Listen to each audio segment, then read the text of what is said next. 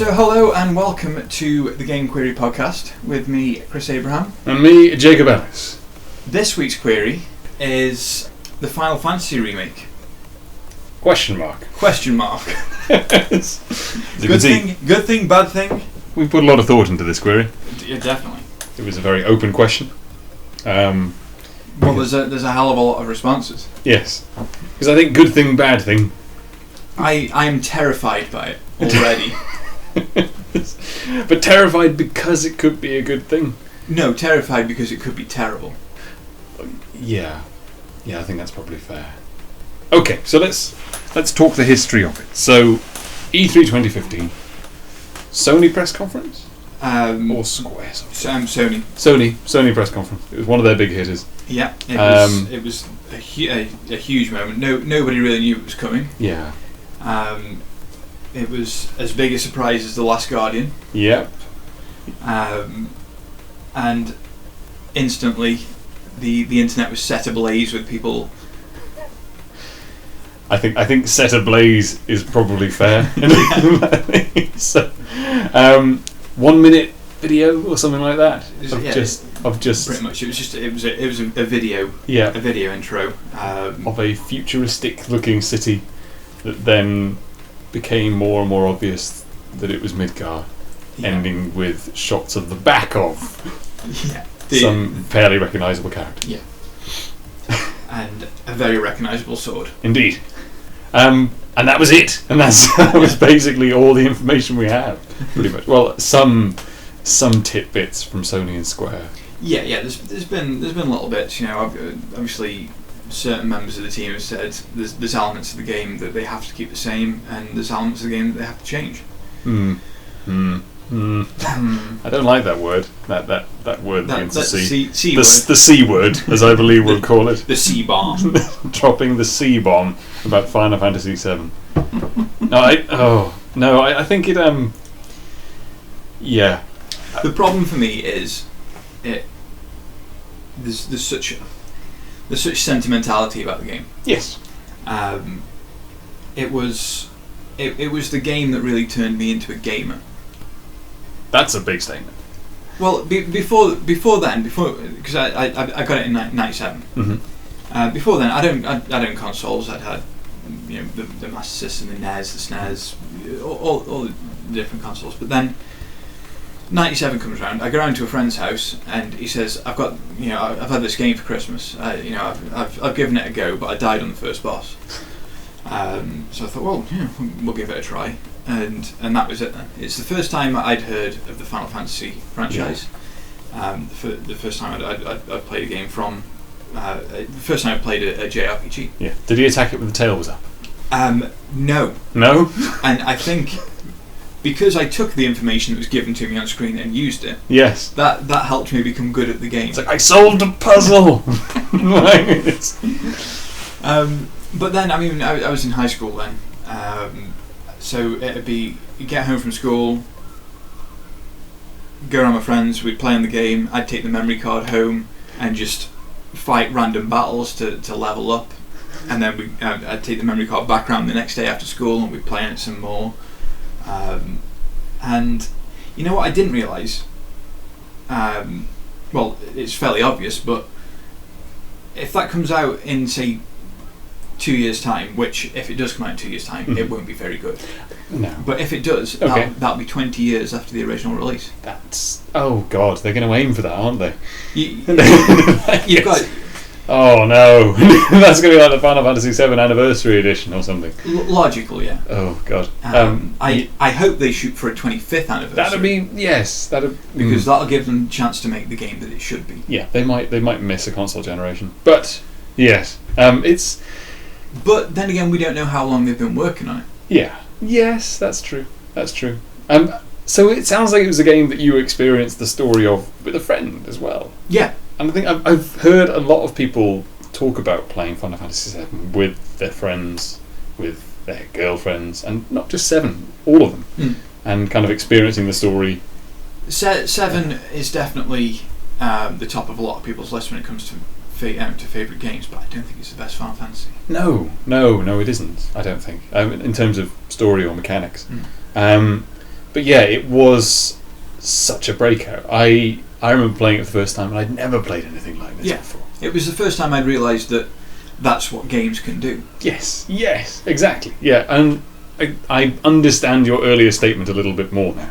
I think before then I just kind of played a lot of platform games, I played a lot of sort of side-scrolling shooters and beat-em-ups and things like that, and kind of stuff with a bit of a story but not really. Yeah. And this was a genuine narrative epic. Yeah. With people that cared about it. Yeah. And although it by no means was it the first game to do that. Of course not. No. It was the first game to do it on such a big scale, on a global scale. Yes, in terms of... You had the previous games in Final Fantasy series. You had, like, Chrono Trigger. You had... there was a huge backlog of games, of Japanese RPGs, that did the same thing, but none of them did it as globally as Final Fantasy VII did. No, it really broke a Western audience very well, and I think the fact that it was on the PlayStation really helped as well. Yeah. Like, I was a Mega Drive kid, which meant that I didn't even stand a chance of playing the earlier Final Fantasies. Like, I didn't even get sort of the US UK translation of Final Fantasy 6 or 3, depending on your point of view, off of my SNES. Like, and that would have probably broken me a lot earlier. So Final Fantasy VII was my first chance to experience a Final Fantasy game in its entirety without pirating it on an emulated system, which didn't really exist back then. I agree. It probably was my first experience as a 28-year-old male currently with an RPG of almost any kind, actually, to be honest. And what it did, it gave a tremendous sense of scale. Yep. To what was essentially a corridor runner. Yeah, I guess so. Was it a corridor runner? I mean, you had choices, or you at least had the appearance of choice in the direction you could go next. I agree, there was generally only one, maybe two places you could go for the majority of the game, until it really opens out towards the end. Yeah. But that's probably fair. Obviously I played on Final Fantasy 13. Yeah. And that was literally just... was a corridor. I mean, that all changed around 10, didn't it? Yeah. Let's think about when it started to go wrong, because I think it did. I think definitely. If we think of 7 or maybe 6 or 5 as like a series high point, I think of 9 as a high point. Okay. A lot of people don't, but I think in terms of the JRPG style, the way they dealt with the characters, the story, I think 9 was probably, for me, the best one. Okay, so somewhere between 5 and 9. Yeah, well that was the heyday. You had 6. I mean, a lot of people say that 6 is a favourite game. I don't know if it is. I don't know if they're just the people that think, right, if I say the one before the one that everyone likes, that makes me cooler. Yeah. I don't know if that's the case or what, but yeah. But then Tactics came around. Yeah. It falls in that bracket. Obviously 7, 8, 9. Mm-hmm. 8 was good. 8 was mopey, but still pretty good. Yeah. It was. It certainly suited the time. Yeah. I played 8 at a point where I was too young to realise how much you could abuse the systems to completely break the game. Yeah. Like, I've since played 8 and use its draw system to get 100 of every magic spell every time I encounter that spell for the first time. Yeah. And realise it just makes you unstoppable. And then junction it all, and you're done. You're pretty much unbeatable. Yeah. But at the tender age of about 11, I didn't realise that was. I thought that was cheating. But yes, so 8 was good, 9 was good, and then 10. Let's think about 10. 10. I really enjoyed it, but I enjoyed it differently. Yeah. So 10 was the first one in full 3D, as in like backgrounds, characters, everything, yes. With no pre-rendered anythings. It had pre-rendered cutscenes, but didn't have like 7, 8, 9 had pre-rendered backgrounds. Yeah. With 3D models in front of them, which meant that someone had to draw it, and then you sort of ran around it. Yeah. Which meant that you now have a kind of technical limitation in what you can build. If you actually want to build another branching path, you have to actually physically build it. Yeah. And I think it then started to close off. So 10 was the first one without a world map, for example. Like, it had the airship, and you had a list of destinations you could go to on your airship. Yeah. You couldn't fly around a badly modelled globe to visit these places on your airship. The badly modelled globe is one of the hallmarks, I think so, yes, of the JRPG. And the ridiculously large character model on the badly modelled globe that was the size of a village. You need that, I think. 10 didn't have that, and yeah, I agree with you. It felt the feeling of it being a corridor became more real. And I guess whether or not that was present in games before or not is debatable. I think it was certainly present to a much greater extent in 10. You still had like branching paths that you could take. You could think about different kind of ways to navigate the corridor, but the corridor was real. The corridor was real, yeah. Had a better battle system than the previous ones, I think, arguably. It was certainly a lot faster. Okay, yeah. Actually, yeah. Let's. Yeah, I remember playing the demo. Yeah. When that came out, and you started off with the intro bit in Zanarkand. Yeah. Where you meet up with Auron and you encounter Sin for the first time, blah blah blah. But then it goes over to, was it Besaid, where you encounter Kimhari for the first time. Yeah. And that fight between Tidus and Kimhari just felt like a whirlwind. Because you're one-on-one, you were choosing your action and backwards and forwards, and it's like, whoa, that's really quick. Yeah. It was sharper as well. I think you had slightly less options, I think, than its predecessors in terms of well, actually no. I mean, it opens up towards the end, and I probably made my most customized team ever in 10. But I think you had slightly less options in how you customize each character.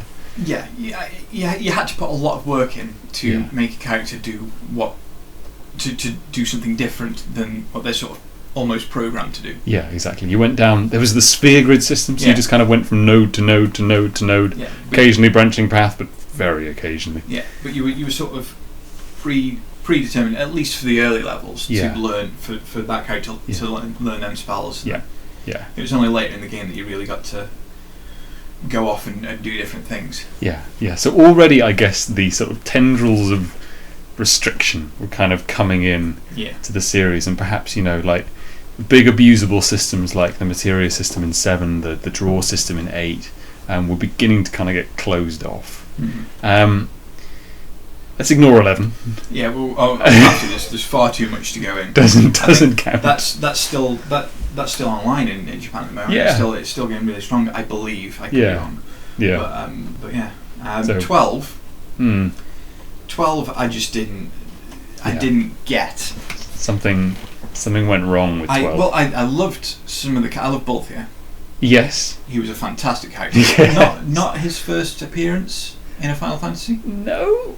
Guy, you're out triviaing me here. I have to say. I do believe. Well, let's leave. If there's anybody listening that wants to comment on that, then feel free to and let us know whether he did appear in a different Final Fantasy. I believe he did, but I'm not sure which one. Okay. But he was a fantastic character. Yeah. I did like how they dealt with him through the game and how. He had an arc. He had an arc and. The end. We won't spoil it. We're not about spoiling endings. No, he changed from a badass pirate into a badass pirate who cared. Yeah. was the arc. Vaughn, the lead character, I didn't get. No, Vaughn. You go back to 7. Yeah. And Cloud was an ex-mercenary. Yeah. Who was good at using a sword. 8, Squall was a trained mercenary who was good at using a sword. 9. Zidane was a thief who used daggers. Yeah. Fast forward to 12. Vaughn is, to your best knowledge, a street rat. Yeah. Who 3 fights in is leaping up in the air and casting fireballs down from the sky on groups of enemies. Yeah. And something about that just didn't. Yeah, exactly. Like there was Vaughn. I've kind of heard other pundits comment. It kind of almost seems like he wandered in from a different game, Yeah. As in that he doesn't seem to have any role in the story other than to kind of look at things and go, huh? Yeah. And there are... I don't know whether it was Square trying to put like a sort of audience insertion character, as in like, That's oh, you. yeah, exactly. It's like, oh, I'd be useless in this situation too, but I can still contribute, and I have a heart. And I don't know whether that's supposed to be you, but if they did, it's very clunky. Yeah, it just felt like there's no reason that this should be the guy that saves the world. Yeah, it's clearly Bolthier's game. Yeah. As in, like, he's the one with the most interesting things to do, with the most character development, with the most plots that centre around him. And Vaughn's just kind of observing him. It's sort of like when they made Metal Gear Solid 2 about Raiden instead of Snake, so you just thought Snake was a lot cooler. Like, it's just... I think seeing it from the point of view of Vaughn is like, God, I wish I was playing Bolthier. But it was a really weird choice, and it didn't seem like they'd done it consciously or intentionally. And it really, so on top of, and it kind of compounded the problems from 10 in that it then also still stayed quite a restrictive game in terms of gameplay, but now the story was beginning to buckle. Yeah. It didn't seem like. And not only that, the battle system. The battle system started to. That was where they phased more user input out. Yes, God. Because then you had the opportunity to program what your other characters did while you handled the main character. Yeah, that was right. Yeah, so you so was it the gambit system, wasn't it? Yes. 12. So you figured out what your other characters did in certain situations. If health goes below 40%, cast Cure 2. Yes, yeah. You programmed your character's AI. Yeah. Which is kind of cool, but also kind of cool. But then all you do then is sit back and just press attack, and let your team do the work. Yeah. The turn-based element went there. That's where it stopped. Like killing a boss in Final Fantasy XII was so much about like setting up your characters and your party before that boss, rather than what you actually did during that boss battle. Which I guess, if you think about it, is kind of how the earlier ones worked as well, in that, you know, a lot of it was about your equipment setup and how you approach the situation rather than what you did in there. But at least there was kind of the illusion of control, and I think you had a bit more ability to change things on the fly, whereas in 12 it was very much, you set this up wrong, you're going to get your face beaten in. Yeah, back to the load screen. Back to the load screen you go and try it again. There didn't seem to be kind of any way of altering stuff as you went, and like you say, the ability to kind of change your tactics to have some form of input into it on the fly diminished a lot. And that was a really big step backwards, I think. And they carried that forward to 13 as well. Yeah. And 13, I played through 13. I played through the majority of 13.2, and I didn't touch 13.3. But that game got to a point where all I did was move from one end of the corridor to the next, get into a fight, and continually press X. Yeah. Because that's all I needed to do, because the other characters would take care of themselves. Yep. The paradigm shift. It came into effect into play in some boss fights where if you were going all out attack, they cast a spell, so you need a heal, so switch the paradigm, and then they'll heal themselves. You didn't feel that involved with what was going on. No. So you've now gone from a series where storytelling and the kind of user input and the gameplay was so important, from like around the kind of era of 5, 6, 7, 8, 9, to a point where you're restricted to running to one destination, where user input is diminished to the point where you're barely allowed to interfere. I think the only way you'd get off the corridor is if there was a little corridor that led to a chest. Yeah. Oh, yes. Yeah, that was the only diversion from the main route through the game. The main corridor. As Yahtzee pointed out, they still have unreasonably loud footstep noises in Final Fantasy 13, which, given that it is a 50-60 hour game about running down a corridor, is like a hammer to the soul, really. I never played 13. I must admit, I got bored with 12 before the end. I couldn't bring myself to finish it. I couldn't find the effort to get over that last hump, and that still saddens me. It's like I just don't care what happens to them. You didn't, did you? And so I guess we're now in a situation where so 14 is out, but it's an online one, which I think again kind of go by different rules to the rest of the series. Yeah, I'd be worried about what Square would release as 15, and I'm not sure it'd be something that I'd necessarily want to play.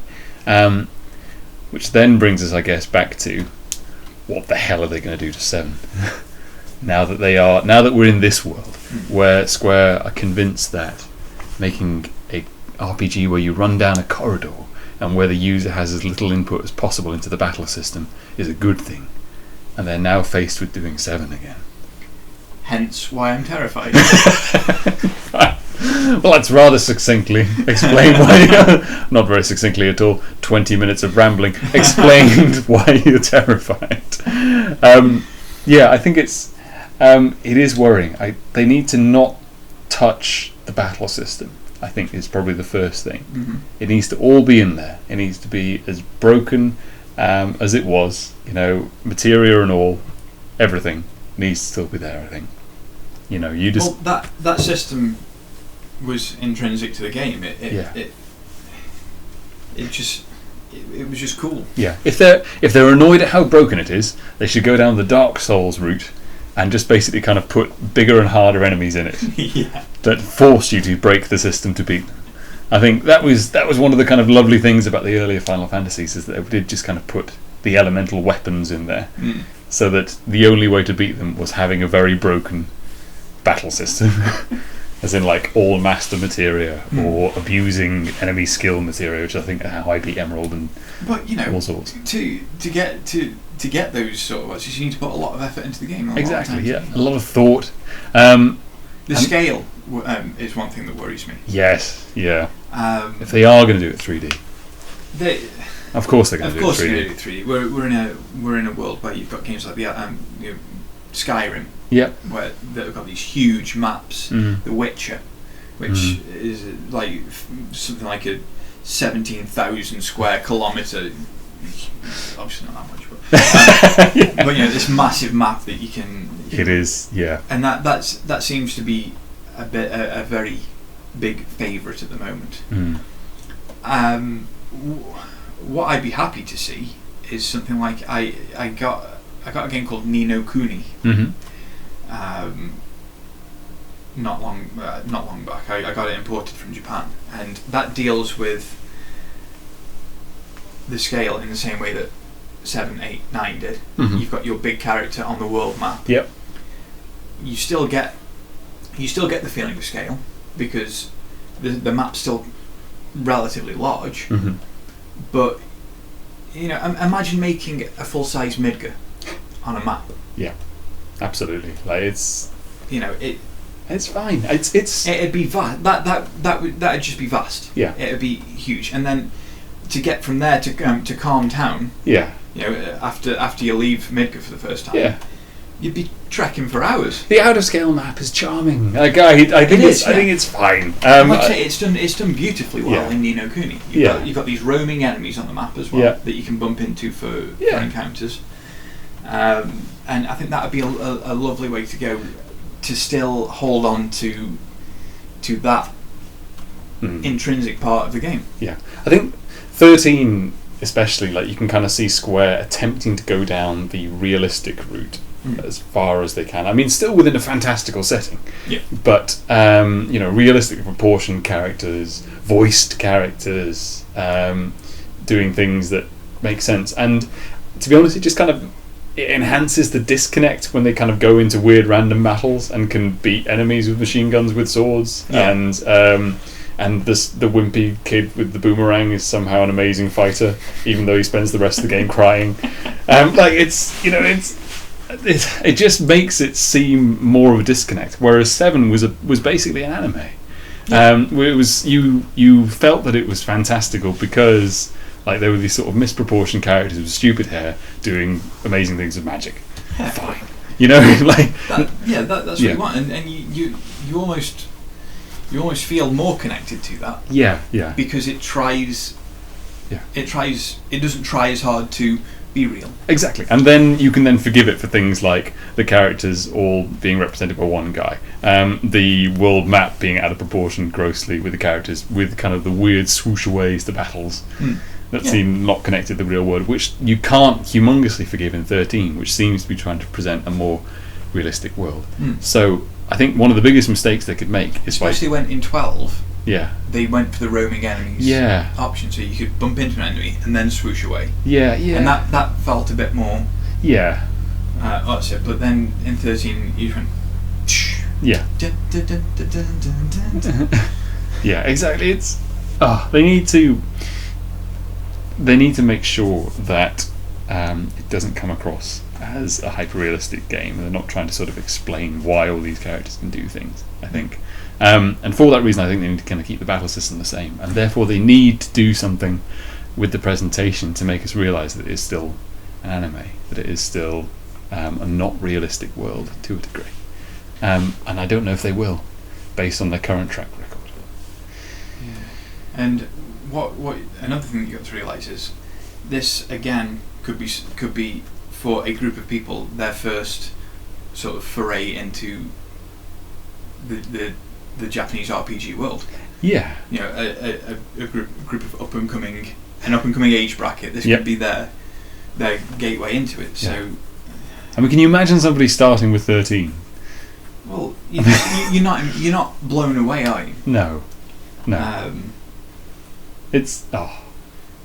But I mean, being blown away by games is a topic for a different podcast that I've got a lot to ramble on about. So we'll that's a different topic for a different day. Fine, but yeah, I think it does.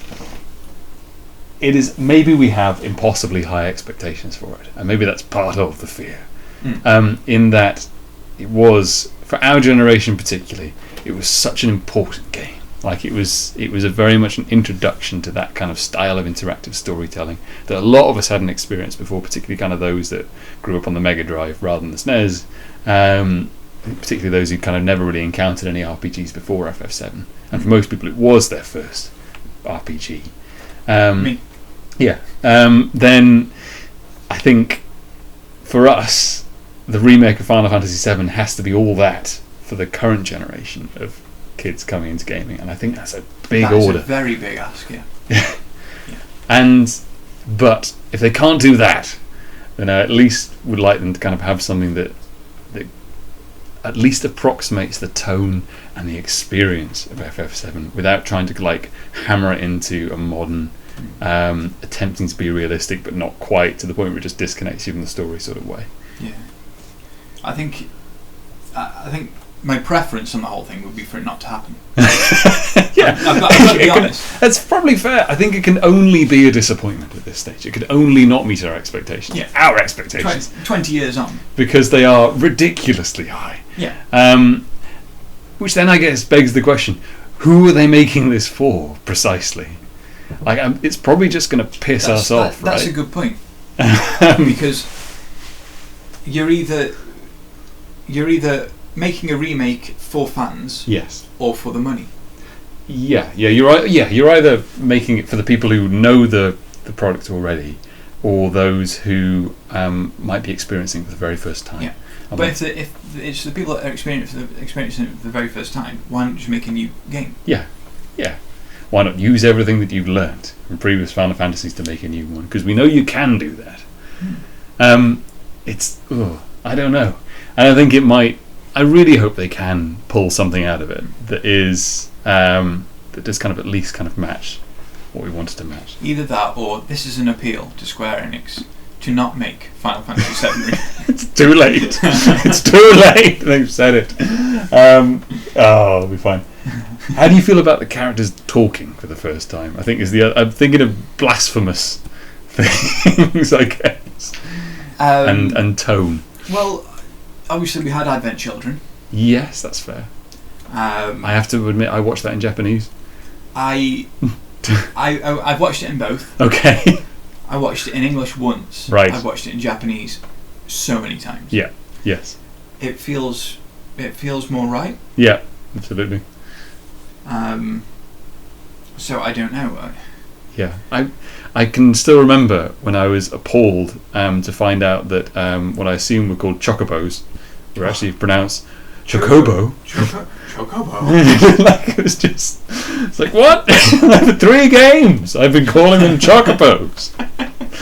What are all these chocobos that everybody's talking about? And they haven't stopped. 11 call them chocobos, 12 call them chocobos, 13 call them chocobos, 7 Remake is gonna call them chocobos. Of course it is. And it's just like a fingernail on the chalkboard of my soul.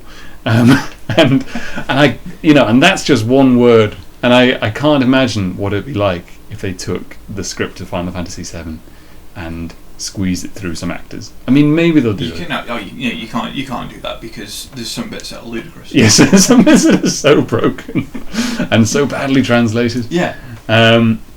Which it kind of makes me think, why don't you just still make it text? Yeah. To a degree, just make the same game. Just make exactly the same. In fact, just release it again. Yeah. That's fine. Just put it on PlayStation 4 because Sony haven't announced backward compatibility yet. So just put it on PS4. Charge $10 for it or something, and we'll all buy it again. Again, I promise. Just leave it alone. I think that might be the conclusion that I feel that we're walking towards. For me, I'm too scared by the whole thing. Yeah. Well, it can only be bad, right? Maybe let's try hard and think of something that could be good about it. It could look beautiful. It could look beautiful, and they have shown with Advent Children, at least, that they can with 3D rendering and modern tech, they can make the Final Fantasy setting look amazing. I'm really keen to see places like Juno. Mm-hmm. Places like City of the Ancients, Northern Crater. Mm-hmm. There's settings in the world that I think could look fantastic. Yeah. Given the right treatment. Mm-hmm. Mm-hmm. But what experience are we going to have of those? Is it going to be a backdrop? Yeah. That you can't get to? Is it going to be a fully realised 3D version of it? I don't know. Part of me thinks that maybe they should kind of drop back to pre-rendered backgrounds and 3D models again. Part of me does. You can simulate much more scale than you can ever create. Yeah, and I think you could probably, I guess, kind of looking at kind of smaller indie titles that you still use that particular technique. You can make games these days for not very much that look a lot better than games that use the same technique 15, 20 years ago. Oh God, yeah. Using that. Significantly better. So maybe like in the hands of a developer and they did it as an artistic choice, maybe that'd be the way to go. Mm. Like doing beautifully pre-rendered high definition backgrounds with characters that didn't look humongously out of place on them because they're rendered with modern tech. You can even proportion them properly if you like. But then you've got how does the modern gaming market react to that when they've got these big 3D worlds? Yeah, that they just seem to want more and more of all the time. Maybe, but they go. I guess that would be kind of the appealing to the fan route. Yeah, that would be the stasis. Try not to change it, but trying to improve it route. Mm. That would be my preferred route. Maybe that isn't. Maybe I'm not the audience they're making this for.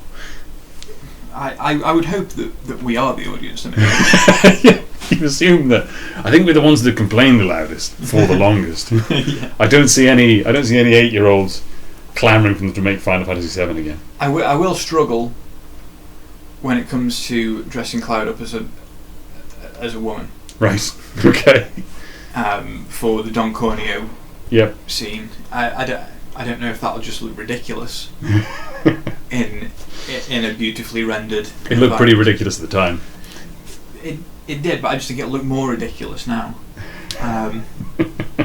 But there's those little odd bits to the story that you remember. And I think thinking about it from a technical perspective, like part of the reason why Final Fantasy VII was so rich and had so many locations and characters and things going on, was because they were allowed to pre-render stuff, and because they had like those kind of basic character models. It meant that they could present a whole load of settings, and they could do it on a much greater scale than something like 13 could in some ways, because they don't have to build everything from scratch. Yeah, they just draw it. Yeah, and that made the whole game look a lot better than it actually was. Yep, and it made it feel a lot bigger than it actually was. If you took the same style that they used to make the characters with and made the world out of that, it'd look worse than Minecraft. Absolutely. Yes, exactly. Cloud was made up of about 50 polygons. If that. And most of the time you had no facial features. Exactly. And you had 2 eyes, which blink. So, there's some animation there. And a walk and a run. And that's it. Yeah. This is not high level programming these days.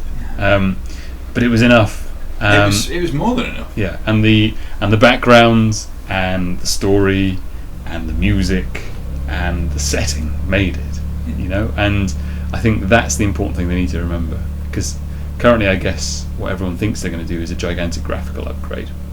I'm suggesting do a graphical refinement, stick to the same style, because the style was integral to it, the style was important, but just sharpen it, just make it amazing.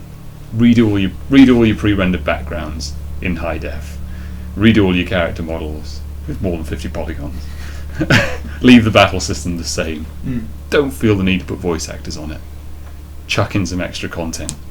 I think we're definitely going to see voice actors. I think that's just flat out. Give me the option to turn the voice actors off or change them to Japanese. That's fine. If they're speaking in Japanese with English subtitles, I can run with that. But God, I think if you're going to make a remake of Final Fantasy VII, at least let us try and re-experience the thing that kind of made us fall in love with the series in the first place, would be my appeal. And I think that's just a beautiful statement to end on. Fine. It's been a pleasure, sir. Cool. We'll be back next time with another game query. Wonderful.